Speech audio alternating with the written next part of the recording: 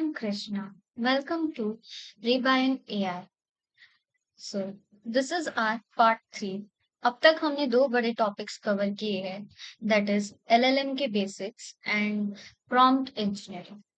सो आज हम एक ऐसी टेक्निक सीखने वाले हैं जो डायरेक्टली उस प्रॉब्लम को सॉल्व करती है जो हमने हमारे पार्ट 1 में देखी थी, that is hallucination. Yes. So today's topic is RAG, that is Retrieval Augmented Generation. Yes.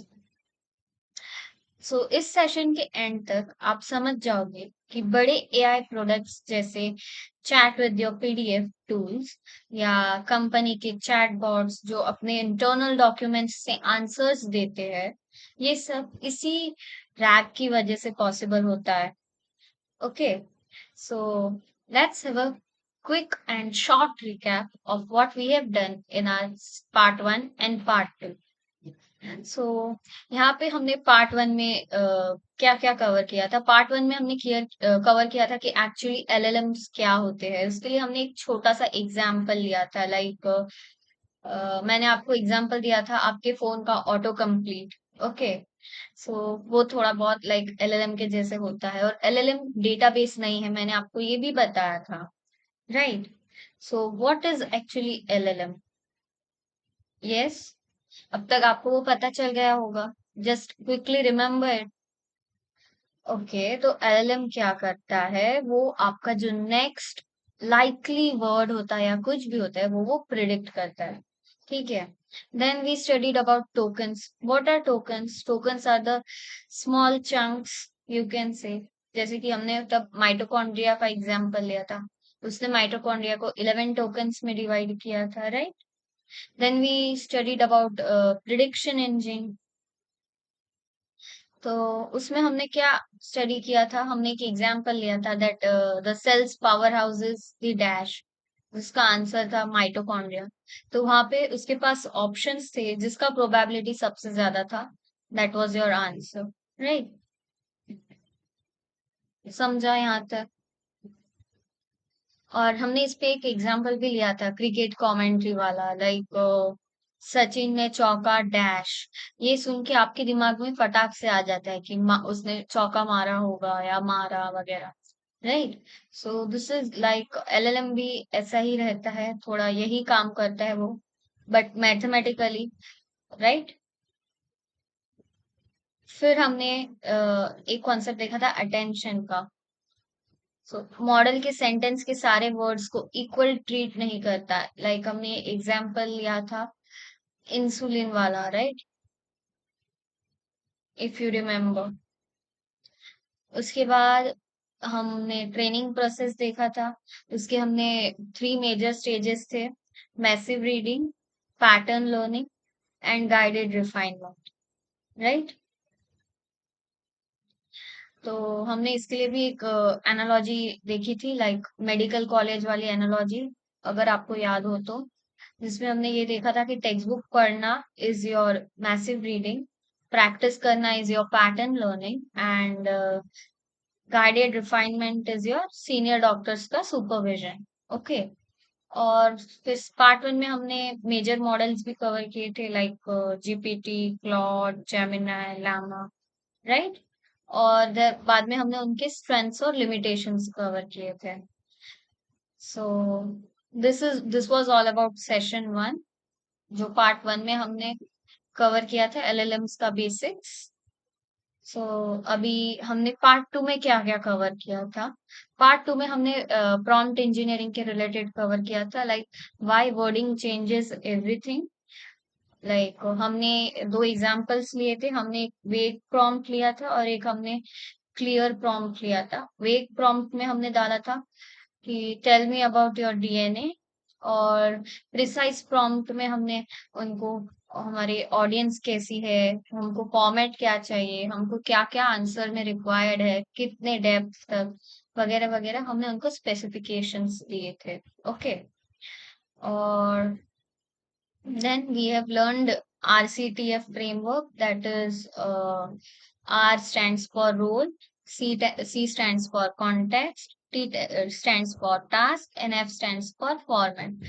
ये चार चीजें जोड़ के एक एवरेज प्रॉम्प्ट, एक पावरफुल प्रॉम्प्ट बन जाता है। ओके, देन हमने पार्ट टू में एक और कवर किया था, that was zero shot versus few shot.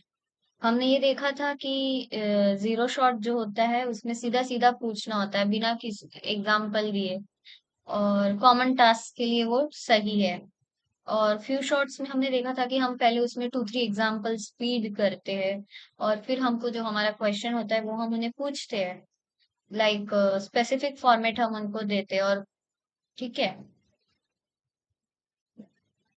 तो हमें ज्यादा कंसिस्टेंट रिजल्ट भी मिलते हैं, राइट।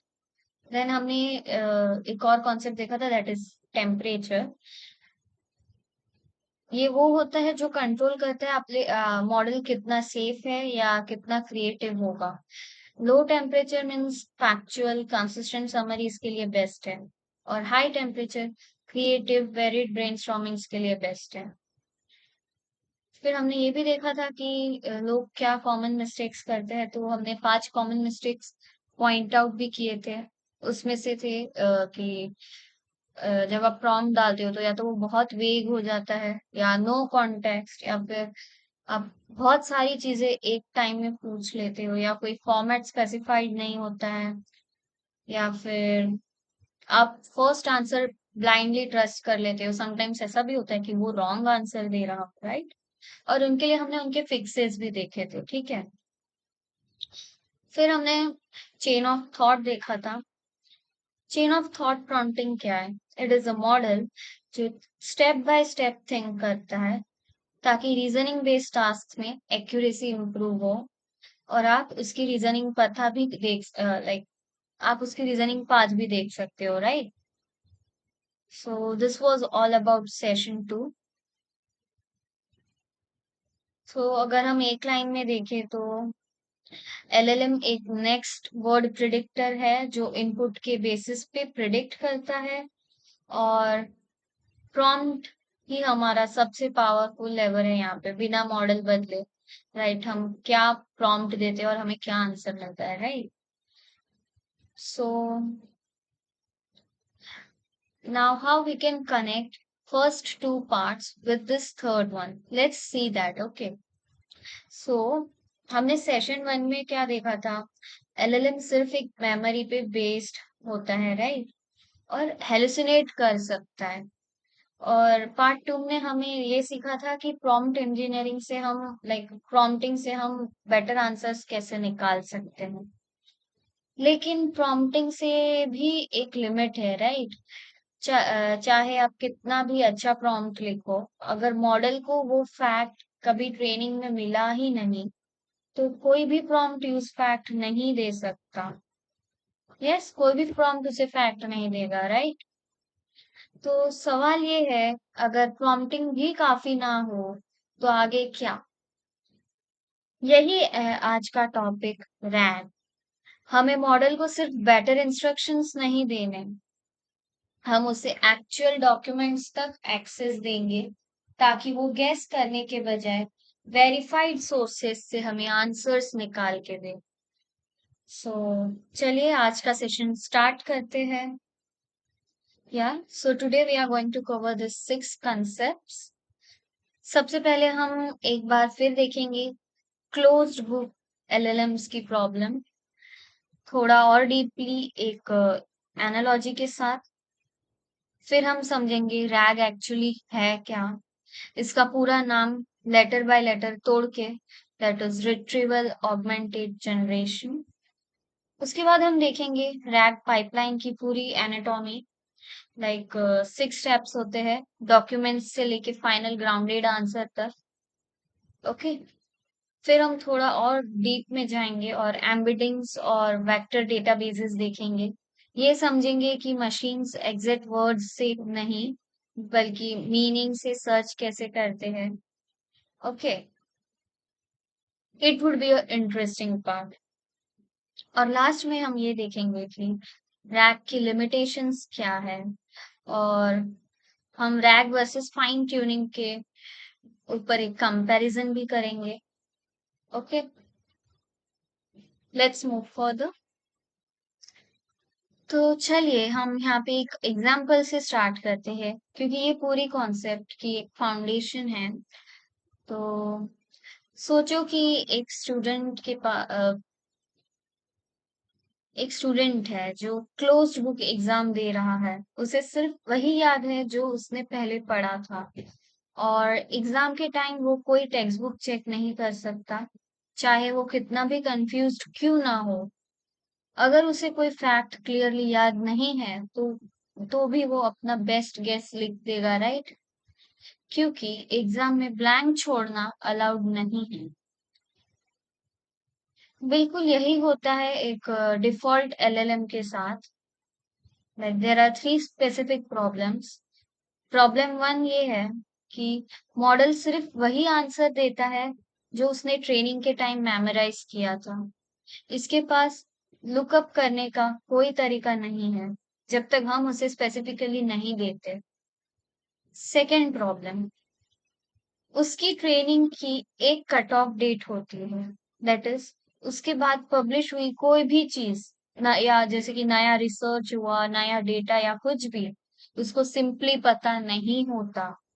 ये एक परमानेंट ब्लाइंड स्पॉट है जब तक मॉडल को फिर से ट्रेन ना किया जाए। थर्ड प्रॉब्लम, ये सबसे थोड़ा रिस्की है। लाइक अगर उसकी मेमोरी फजी या इनकम्प्लीट है तो भी वो कॉन्फिडेंटली गेस कर देता है, चुप नहीं रहता। ये एग्जैक्टली वही हेलुसिनेशन है जिसके बारे में हमें इतनी बार बात की है। ओके, सो याद है हमने पार्ट वन में एक एग्जाम्पल लिया था हेलुसिनेशन के लिए। हमने एक क्वेश्चन पूछा था एलएलएम से और उसका आंसर हमने विकिपीडिया से क्रॉस चेक किया था, तभी आंसर तो मैच हो गया था। सो यहाँ पे कभी ऐसा भी होता है कि आंसर मैच भी नहीं होता है, और मॉडल को खुद को पता नहीं होता है कि उसका आंसर सही है या गलत है, क्योंकि उसके पास वेरीफाई करने का कोई तरीका नहीं है, राइट? सो जस्ट इमेजिन अगर हम उस स्टूडेंट को टेक्स्ट बुक यूज करने की परमिशन दे दे और उसे एक ओपन बुक टेस्ट बना दे, तो एग्जाम में क्या होगा? यस, उसकी एक्यूरेसी इम्प्रूव हो जाएगी। एग्जैक्टली यही है रैग का काम, रैग का आइडिया। यस,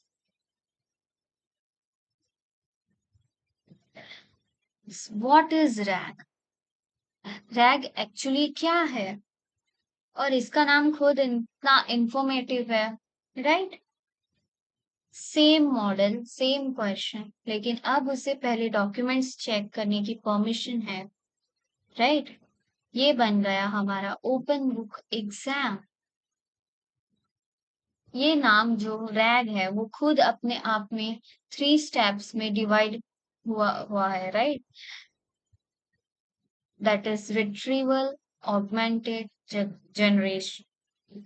सो फर्स्ट, आर, एक ट्रस्टेड सेट ऑफ डॉक्यूमेंट्स में से जो भी सोर्स आपने दिया है, सिस्टम आपके क्वेश्चंस से रिलेवेंट पार्ट्स ढूंढता है।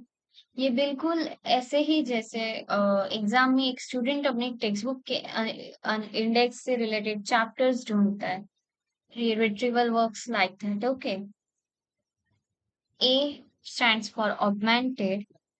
अब जो रिलेवेंट एक्सपर्ट्स, लाइक आपको जो रिलेवेंस पॉइंट्स मिले हैं, उन्हें आप एक ओरिजिनल क्वेश्चन के साथ कनेक्ट करते हैं, लाइक मॉडल के प्रॉम्प्ट में ऐड कर दिया जाता है।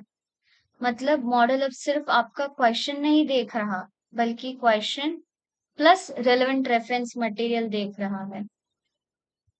जी stands for generation, and this is your last step, जहाँ पे मॉडल अपना आंसर लिखता है, लेकिन अब सिर्फ अपनी पुरानी मेमोरी से नहीं, बल्कि यू उन अ, वो डॉक्यूमेंट्स यूज करता है जो आपने उन्हें प्रोवाइड किए हैं, और उसके बेसिस पे वो आंसर्स प्रोवाइड करता है विद वेरीफाइड टेक्स्ट। इसका मतलब है मॉडल के पास अब एक्चुअल एविडेंस है अपने आंसर्स का। Okay, R plus A plus G. That's the whole idea. Simple concept लेकिन इम्प्लीमेंटेशन में बहुत इंटरेस्टिंग है। आज के यस आज हम ये समझेंगे कि हर स्टेप के अंदर एक्चुअली होता क्या है। Okay, anatomy of आरएजी pipeline. असल में एक आरएजी सिस्टम के अंदर स्टेप बाय स्टेप होता क्या है, इसके असेंबली लाइन की तरह सोचो। Okay, like step 1, documents. सबसे पहले चाहिए आपका source material. It can be PDF, notes, research papers, internal documents, कुछ भी हो सकता है। ओके, आप मॉडल को रेफरेंस के तौर पर ये सारी चीजें दे सकते हो। Step 2, chunking. ये डॉक्यूमेंट्स पूरी तरह एक साथ प्रोसेस नहीं होते। इन्हें छोटे छोटे पीसेस में या यू कैन से चंक्स में स्प्लिट किया जाता है। क्यों? क्योंकि अगर पूरा डॉक्यूमेंट एक साथ दिया जाए तो रेलेवेंट इंफॉर्मेशन ढूंढना मुश्किल हो जाता है और कॉन्टेक्स्ट विंडो भी लिमिटेड ही होती है, राइट? Step 3, embedding. अब हर चंक को नंबर्स में कन्वर्ट किया जाता है। एक एम्बेडिंग ये थोड़ा एडवांस्ड कंसेप्ट है जिसे हम अगली स्लाइड में पूरी तरह समझेंगे। लेकिन अभी के लिए बस इतना समझो कि ये चंक के मीनिंग को नंबर्स की फॉर्म में रिप्रेजेंट करता है। Okay, step 4, vector database. ये सारे चंक्स उनके एम्बेडिंग्स के साथ एक स्पेशल टाइप के डेटाबेस में स्टोर किए जाते हैं जो स्पेसिफिकली फास्ट सर्चिंग के लिए डिजाइन किए गए हैं। Step 5, retrieval. अब जब आप कोई क्वेश्चन पूछते हो वो भी एम्बेडिंग में कन्वर्ट होता है और सिस्टम सबसे रेलेवेंट चंक्स ढूंढ निकालता है, उन चंक्स को जो आपके क्वेश्चन के मीनिंग के सबसे क्लोज है। Step 6, generation. और लास्ट में एलएलएम आपका ओरिजिनल क्वेश्चन और वो रिट्रीव्ड चंक्स दोनों को देख के फाइनल आंसर जनरेट करता है।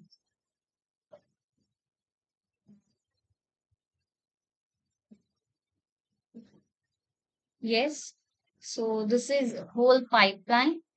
ये डॉक्यूमेंट्स से लेके ग्राउंडेड आंसर तक कैसे वर्क करता है।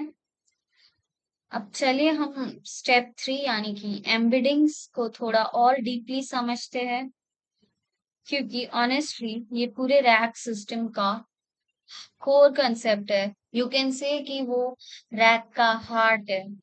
Okay, so let's move further.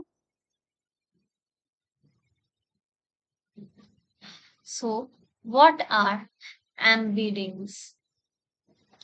Yes, so embedding का मतलब है किसी भी टेक्स्ट को एक मीनिंग स्पेस में एक स्पेसिफिक लोकेशन देना जहां सिमिलर मीनिंग वाले वर्ड्स एक दूसरे के पास होते हैं। फॉर एग्जाम्पल, यहाँ पे एक स्कैटर प्लॉट का हमने एग्जाम्पल लिया है। You can see dog, puppy, cat, apple, banana, mango और वो सब। ओके, सो यहाँ पे you can see there are 3 groups. पहला ग्रुप है डॉग्स का, पपी का और कैट का। ये तीनों एक दूसरे के पास है क्योंकि इनका मीनिंग रिलेटेड है। ये सब पेट एनिमल्स है, राइट?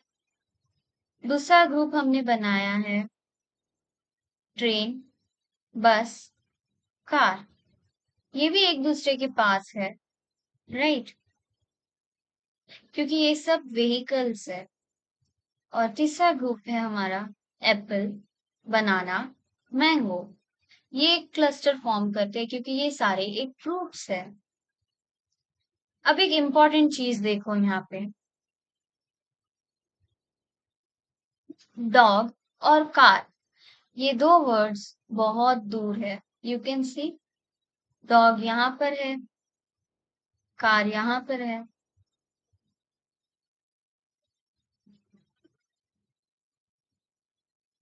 ये दोनों एक दूसरे से बहुत दूर है, एक दूसरे से इस मीनिंग स्पेस में, क्योंकि इनका मीनिंग बिल्कुल अनरिलेटेड है। सो हम उसको मीनिंग स्पेस बोलते हैं। मॉडल ने ये खुद ऑटोमेटिकली सीखा है, ट्रेनिंग के थ्रू। किसी ने मैन्युअली इन्हें कैटेगराइज नहीं किया। अब यहाँ सबसे इम्पोर्टेंट चीज ये है, जब आप कोई क्वेश्चन पूछते हो, वो भी इसी मीनिंग स्पेस में एक पॉइंट बन जाता है, और रिट्रीवल सिस्टम फिर वही डॉक्यूमेंट चंक्स ढूंढता है जिनके एम्बेडिंग्स आपके क्वेश्चन के एम्बेडिंग के सबसे पास है।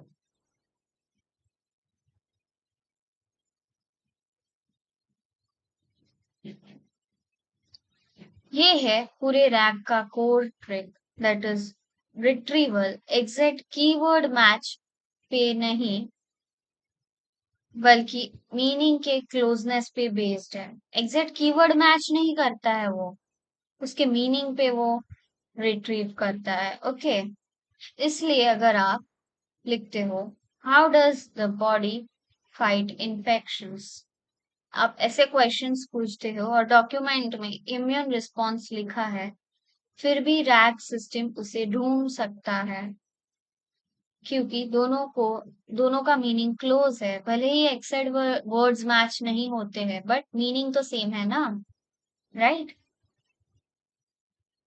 Let's move further.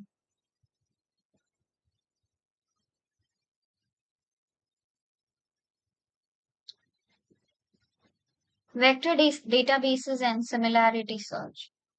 अब देखते हैं कि ये मीनिंग के पास ढूंढना एक्चुअली इंजीनियरिंग में काम कैसे करता है। एक वेक्टर डेटाबेस बेसिकली एक फिलिंग सिस्टम है, यस, स्पेसिफिकली एम्बेडिंग्स के लिए डिजाइन किया गया, ताकि मिलियंस ऑफ चंक्स में से भी नियरेस्ट नेबर्स फास्ट ढूंढा जा सके within a seconds. Okay, so यहाँ पे हमने एक एग्जाम्पल लिया है, how do vaccines protect the body.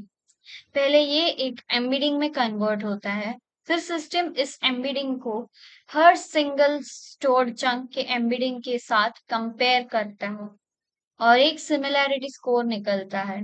जितना ज्यादा स्कोर उतना ज्यादा रिलेवेंट। ओके, सो यहाँ पे अब आप रिजल्ट्स देख सकते हो।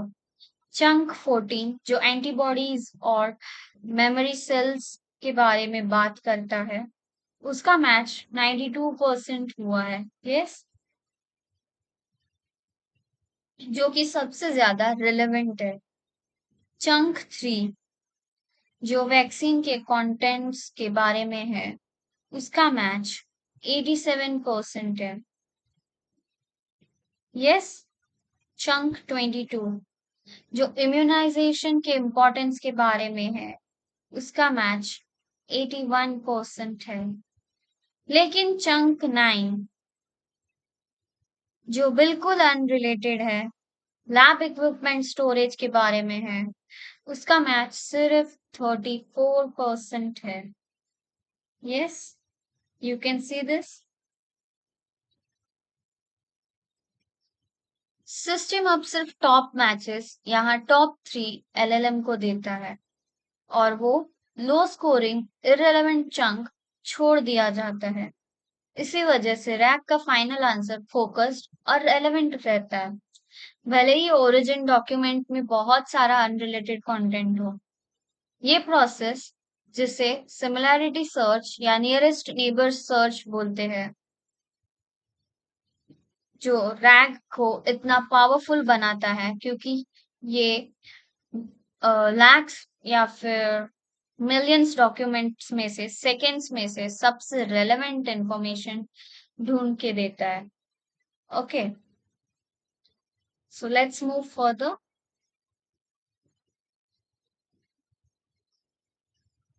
Now this is very important, rag versus fine tuning. ये दोनों डिफरेंट टेक्निक्स है एलएलएम को बेटर बनाने के लिए, लेकिन ये एक दूसरे के कॉम्पिटिटर्स नहीं है। काफी बार दोनों एक साथ भी यूज किए जाते हैं। ओके, सो हम इन्हें चार डिफरेंट एंगल्स से कंपेयर करके देखते हैं। ओके, फर्स्ट, क्या चेंज होता है, what it changes. So rag में क्या होता है, मॉडल क्या पढ़ता है, उसका इनपुट चेंज होता है, राइट। मॉडल क्या पढ़ता है, उसका इनपुट पढ़ता है, मॉडल खुद नहीं बदलता। फाइन ट्यूनिंग में क्या होता है, उसके नॉर्म इंटरनल पैरामीटर्स या वेट्स चेंज होते हैं, दैट इज मॉडल खुद चेंज होता है एक रीट्रेनिंग प्रोसेस के through. Okay, rag is best for, yes, किस लिए बेस्ट है रैग। रैग बेस्ट होता है जब आपको up to date specific facts देनी हो, और फाइन ट्यूनिंग तब बेस्ट होता है जब आपको मॉडल का टोन, स्टाइल या किसी स्पेशलाइज्ड बिहेवियर को चेंज करना हो, जैसे उससे एक पर्टिकुलर फॉर्मेट में हमेशा रिस्पॉन्ड करवाना हो। Okay, third, updating knowledge, like knowledge update करना कितना इजी है रैग में और फाइन ट्यूनिंग में। Yes, let's talk about rag. यहाँ पे बस आपको अपने डॉक्यूमेंट्स अपडेट कर दो और अगली ही क्वेरी से नया इंफॉर्मेशन यूज होने लगेगा, ऑलमोस्ट एकदम with in instant. Fine tuning में क्या होता है, नॉलेज अपडेट करने के लिए पूरी रीट्रेनिंग प्रोसेस चाहिए, जो स्लोअर भी है और कॉस्टलियर भी। फोर्थ, सोर्सेस साइट कर सकता है। यस, रैग सोर्सेस साइट करता है, ये डायरेक्टली रिट्रीव चंक्स की तरफ पॉइंट कर सकता है, जिससे आप वेरीफाई कर सकते हो। और फाइन ट्यूनिंग में ऐसा नहीं होता है, क्योंकि नॉलेज मॉडल के इंटरनल वेट्स के अंदर बेक्ड इन हो जाता है, उससे ट्रेस बैक करना पॉसिबल नहीं होता। ओके, सो यहाँ पे सिंपली याद रख सकते हो, अगर आपको current specific facts verifiable sources के साथ चाहिए तो रैग यूज करो। अगर आपको मॉडल का फंडामेंटल बिहेवियर इन चेंज करना है, जैसे कि एक पर्टिकुलर टोन, एक स्पेशलाइज्ड स्किल, वो है फाइन ट्यूनिंग का एरिया, जो हम पूरी तरह हमारे नेक्स्ट पार्ट में कवर करेंगे, that is part 4।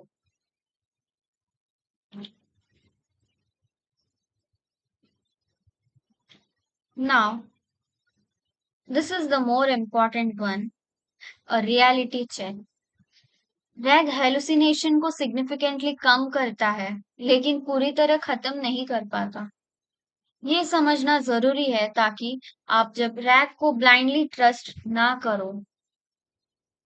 So first limitation, bad retrieval equals to bad answer. अगर रिट्रीवल सिस्टम गलत या इररिलेवेंट चंक्स पैच कर लेता है किसी भी वजह से, मॉडल उन गलत चंक्स के बेसिस पे ही कॉन्फिडेंटली आंसर देगा, right. Garbage in garbage out, जो भी रिट्रीव होगा मॉडल उसे उसी पे डिपेंड करेगा। Limitation two, chunking trade offs.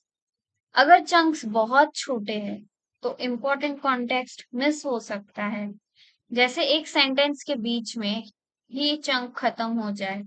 अगर चंक्स बहुत बड़े हैं तो अनरिलेटेड नॉइज भी आ जाता है, जो आंसर की रेलेवेंस को डाइल्यूट कर देता है। सो सही चंक्स के साइज भी बहुत मैटर करते हैं। सही चंक साइज फाइंड करना खुद एक स्किल है। यस, लिमिटेशन 3, सिर्फ डॉक्यूमेंट जितना ही अच्छा रैग आपके आउटडेटेड, इनकम्प्लीट या गलत डॉक्यूमेंट्स को फिक्स नहीं कर सकता। ये बस उन्हें फास्ट रिट्रीव करता है। अगर आपके सोर्स डॉक्यूमेंट्स में ही गलती है, रैग वही गलती कॉन्फिडेंटली पास कर देगा, right? Limitation 4, still not hallucination proof. Model कभी कभी रिट्रीव्ड चंक को भी गलत समझ सकता है या मिस्टेक कर सकता है। मतलब चाहे सही इंफॉर्मेशन रिट्रीव हो गई हो, मॉडल फिर भी उसे प्रोसेस करते वक्त कोई गलती कर सकता है। सो सिंपल यहाँ पे एक टेक अवे ये है कि रैग एक बहुत पावरफुल टूल है, लेकिन मैजिक फिक्स नहीं। ये रिस्क को सिग्निफिकेंटली कम करता है, खत्म नहीं करता। Okay, so let's move further. So हम अब एक डेमो में देखते हैं रैग एक्चुअली काम कैसे करता है, एक रियल टूल के साथ। ओके, सो मैंने एक ऑलरेडी एक छोटा सा डॉक्यूमेंट अपलोड किया हुआ है नोटबुक एलएम पे, और वहां पे हम उस डॉक्यूमेंट के रिलेटेड कुछ क्वेश्चंस पूछेंगे, देखते हैं हमें जो आंसर्स मिलते हैं। Okay, so now let's switch to notebook LM.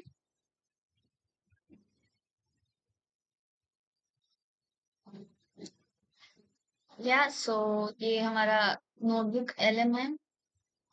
तो यहाँ पे मैंने ऑलरेडी एक डॉक्यूमेंट दिया दे रखा है इनको, that is AI for bio informatics. तो यहाँ पे मैंने हम जो सेशंस कवर करने वाले हैं उसी सेशंस के ऊपर मैंने एक पैराग्राफ लिखा हुआ है, that's it. So you can see it.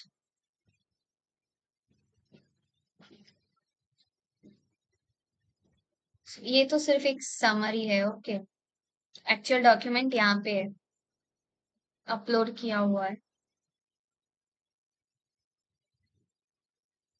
So let's just type the question.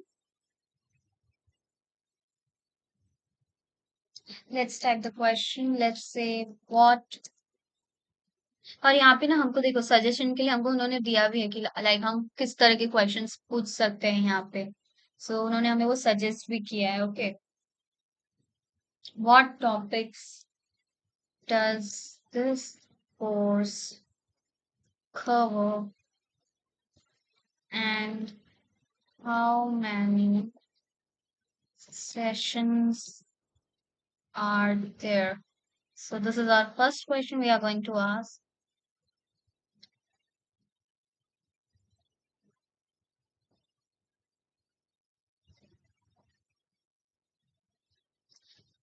Yes, so यहाँ पे आपको आंसर मिल गया। So this course covers 6 sessions. The topics covered include LLMs, prompt engineering, retrieval augmented generation, fine tuning, synthetic data generation, and AI agents. Okay. और यहाँ पे आप citations भी देख सकते हो। यहाँ पे उन्होंने हमें साइटेशंस दिए हुए हैं, 1, 1, 1, 2। ये सब साइटेशंस उन्होंने हमारे डॉक्यूमेंट में से निकाले हैं।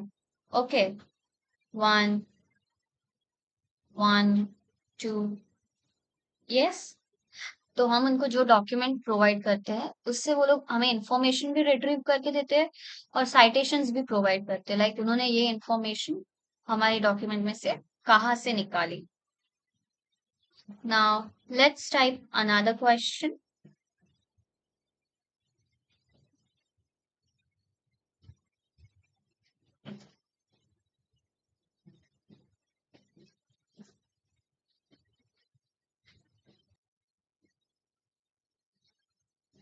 If I have a doubt after watching a session, how do I get help? Let's see. what it answers. Yes.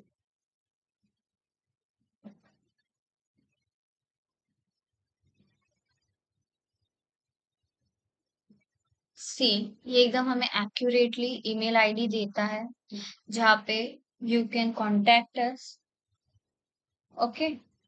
और यहाँ पे लिखा हुआ है, please note that there are no live doubt clearing call scheduled for this course. All student support is handled exclusively via email। Okay. एकदम correct answer दे रहा है हमें डायरेक्टली, जैसा डॉक्यूमेंट में दिया गया है। कोई गेस किया हुआ नहीं है। नाउ एक और एग्जाम्पल लेते हैं, हम कुछ ऐसा क्वेश्चन डालते हैं जो ये डॉक्यूमेंट में कवर्ड नहीं है, कुछ आउट ऑफ द बॉक्स पूछते हैं। लेट्स सी हमें क्या आंसर मिलता है।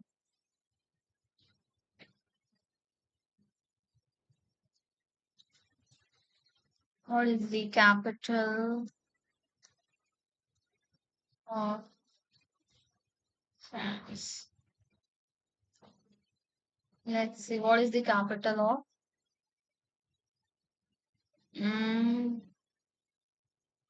गुजरात।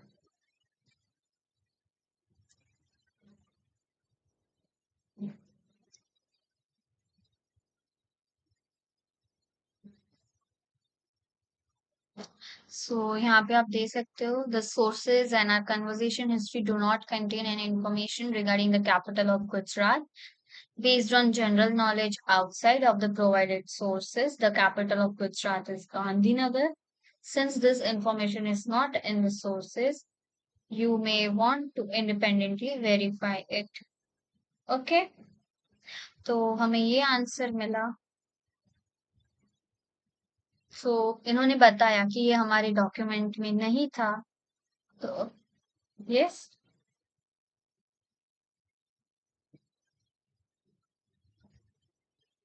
सो यही रैक का कोर वैल्यू है। जब आंसर अवेलेबल होते हैं तो वो ग्राउंडेड होते हैं, और जब अवेलेबल नहीं है तो वो आपको ऑनेस्टली बता देता है कि नहीं है हमारे पास आंसर।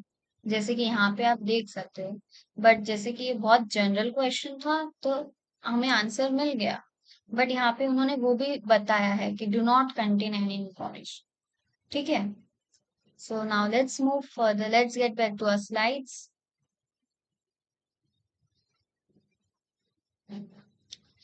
सो अभी हम नेक्स्ट डेमो देखेंगे जिसमें हम विद रैक काम करेंगे और विदाउट रैक काम करेंगे। ओके। हम एलएलएम को एक क्वेश्चन पूछेंगे, स्पेसिफिक क्वेश्चन पूछेंगे अबाउट आर अपलोडेड टेक्स्ट। ठीक है। So again let's get back to notebook LM and one of the LLM. Okay. Maybe I'll be using Chat GPT. Probably yes. So yes, ये आपका notebook LM है। Abhi we'll be using split screen so you can compare. So let me do that. Yes, so this is the split screen. यहाँ पे ये आपका notebook LM है and this is Chat GPT. We will be asking same questions to both the LLMs. Okay. तो यहाँ पे हमने already upload किया हुआ है कि हमारा डॉक्यूमेंट क्या है, लाइक किस चीज के ऊपर हम क्वेश्चन पूछने वाले हैं, और यहाँ पे हमने कुछ अपलोड नहीं किया है। तो लेट्स सी, यहाँ पे हम कंपेयर करेंगे हमें क्या आंसर्स मिलते हैं। Okay. So let's type a question over here.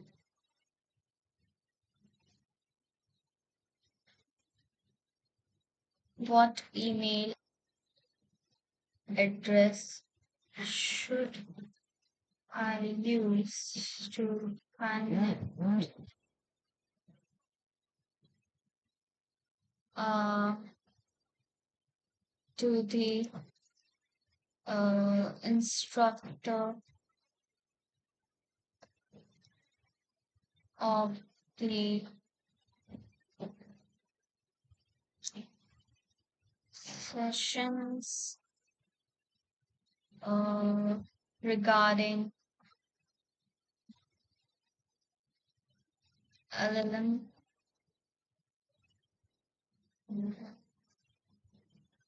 if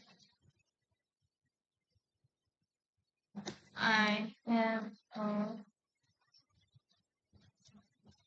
doubt. Okay, so let's just copy this, paste it over here.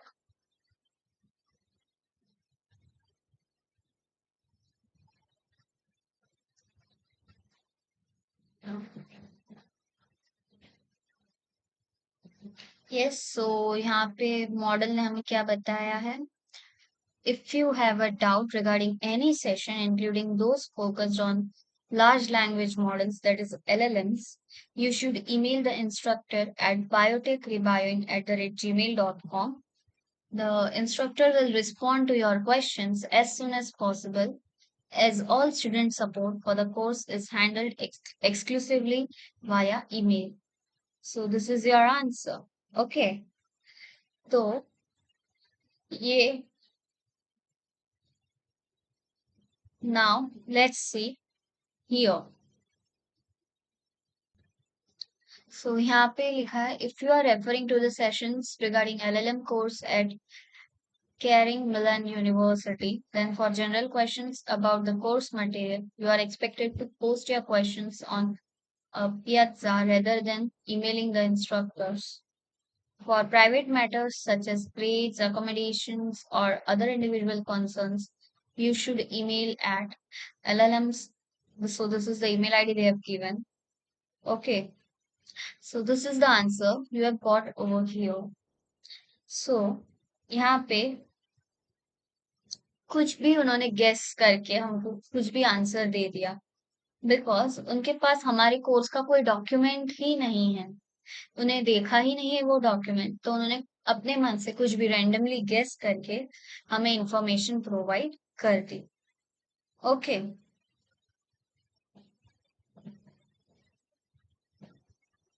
सो यहाँ पे उन्होंने हमें कोई भी ईमेल आईडी प्रोवाइड कर दी है जो कि हमारे हमसे कुछ रिलेटेड भी नहीं है, राइट? सो ये एक हेलुसिनेशन का एग्जाम्पल है, क्योंकि यहाँ पे उनको पता नहीं है, वो गलत है, उनको पता है, फिर भी वो लोग कॉन्फिडेंटली आंसर दे रहे हैं, राइट?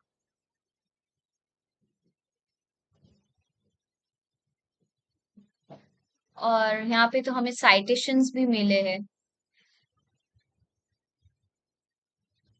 सो यस, तो अब यहाँ पे देख सकते हो कि ये आंसर रॉन्ग है, ये आंसर राइट है, बिकॉज इसके पास हाँ हमारा डॉक्यूमेंट है, और वी कैन ट्रस्ट इट, क्योंकि ये एक्यूरेट और वेरीफाइबल है, क्योंकि इसके पीछे हमारा एक्चुअल डॉक्यूमेंट है और हमारे पास साइटेशंस भी है, right?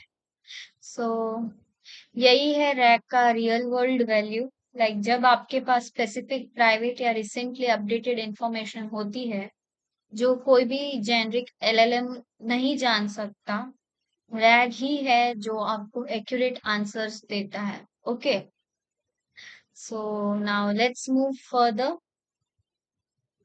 Yes, so now let's get back to our slides again.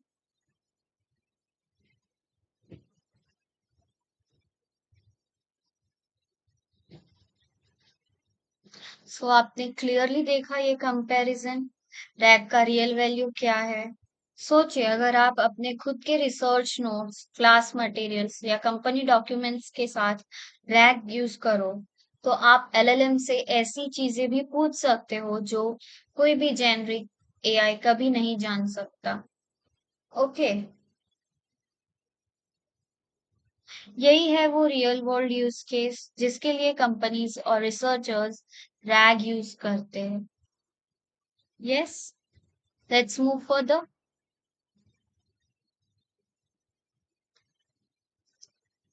So let's see आज की टर्म्स डिटेल में।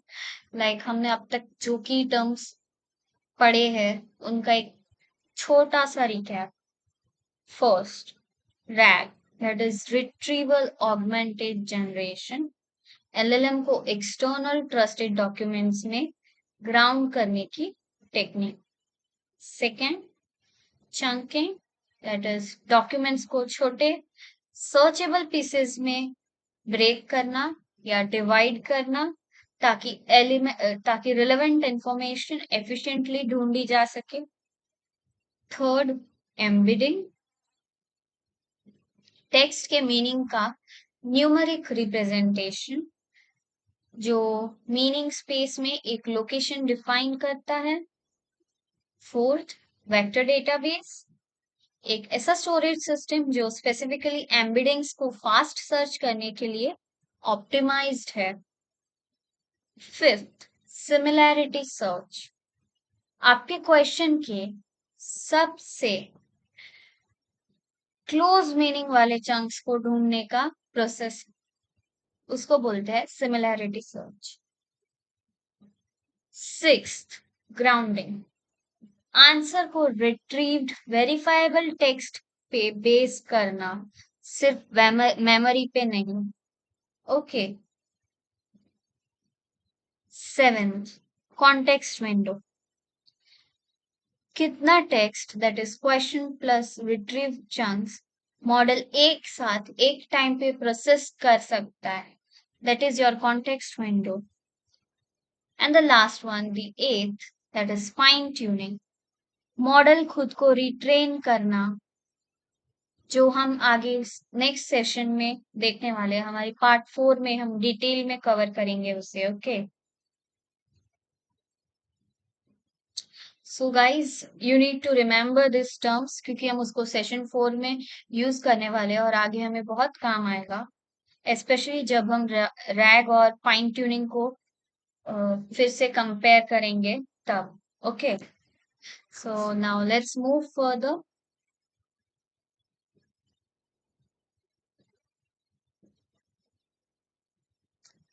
सो सो हमारा जो नेक्स्ट पार्ट रहेगा वो फाइन ट्यूनिंग एलएलएम्स के ऊपर रहेगा पूरी डेप्थ में। याद है हमने आज कंपेयर किया था रैग मॉडल का इनपुट चेंज करता है और फाइन ट्यूनिंग मॉडल खुद को चेंज करता है, राइट? तो पार्ट 4 में हम यही कंसेप्ट पूरी तरह से डीप में पढ़ने वाले हैं और कवर करेंगे। सो हम देखेंगे कि प्रॉम्प्टिंग, रैग और एक्चुअल मॉडल ट्रेनिंग रीट्रेनिंग में एग्जैक्ट प्रैक्टिकल फर्क क्या है और आपको कौन सा अप्रोच चूज करना चाहिए, राइट? और फिर हम समझेंगे कि full fine tuning versus light weight approaches जैसे लोरा, LORA, क्योंकि पूरे मॉडल को रिट्रेन करना बहुत एक्सपेंसिव होता है और रिसर्चर्स ने इसे एफिशिएंट बनाने के तरीके निकाले हुए हैं। ओके, और लास्ट में हम देखेंगे कि फाइन ट्यूनिंग कब जेन्युइनली वर्थ इट है और कब ये सिर्फ ओवरकिल है, लाइक जब आरे रैग ही काफी होता है तो हमें क्यों फाइन ट्यूनिंग यूज नहीं करना चाहिए या फिर क्यों यूज करना चाहिए। Okay, so let's move further. Yes, so now we have come to the end of this session. तो आज हमने डिटेल में सीखा क्लोज्ड बुक एलएलएम्स की प्रॉब्लम और रैग क्या है और रैग का पूरा मतलब, रैग पाइपलाइन की पूरी एनाटॉमी, एम्बेडिंग्स और वेक्टर डेटाबेसेस कैसे काम करते हैं, रैग वर्सेस फाइन ट्यूनिंग का थोड़ा छोटा सा कंपैरिजन देखा हमने, और रैग की रियल लाइफ में लिमिटेशंस क्या है हमने वो देखे। यस, सो गाइस, इफ आपको ये सेशन अच्छा लगा हो, यूजफुल लगा हो, so please like, share and subscribe. And if you have any queries, so you can reach out us at bioticrebion@gmail.com. And thank you.